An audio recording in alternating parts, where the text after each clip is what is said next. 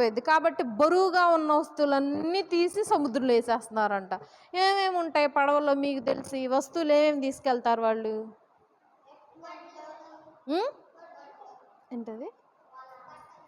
వాళ్ళ బట్టలు, ఇంకా దుప్పట్లు, గ్యాసు, లైక్ సిలిండర్, బియ్యము. ఎందుకు తినాలిగా మరి? మధ్యలో ఆపేయడం తినగలరా సముద్రంలో? సముద్రంలో కొట్లు ఏమైనా ఉంటాయా? సముద్రంలో స్టాపులు ఏమైనా ఉంటాయా? ఉండవుగా. ఓకే, 2-3 రోజులు ప్రయాణం అయ్యిద్ది ఒక ఊరు నుండి ఇంకో ఊరికి ప్రయాణం అవ్వాలండి. దారి మధ్యలో ఏమైనా ఆకలేస్తే తినటానికి, స్నానం చేయటానికి మంచినీళ్ళు, మళ్ళీ తాగటానికి నీళ్లు కావాలి. సముద్రం నీళ్ళు తాగుతావా? తాగలేము. కాబట్టి మంచినీళ్ళు క్యాన్లు పెట్టుకుంటాం. ఇలా చాలా లగేజ్ ఉంటే ఆ లగేజ్ అంతా ఎత్తటం సముద్రంలో పడేస్తున్నారు, ఎత్తున్నారు సముద్రంలో పడేస్తున్నారు. అంత సముద్రంలోకి వెళ్ళినా సరే సముద్రం మాత్రం శాంతించట్లేదు. కోపంగా ఉంటే సముద్రం ఎట్లా ఉండిద్దో అట్లా ఉందంట సముద్రం.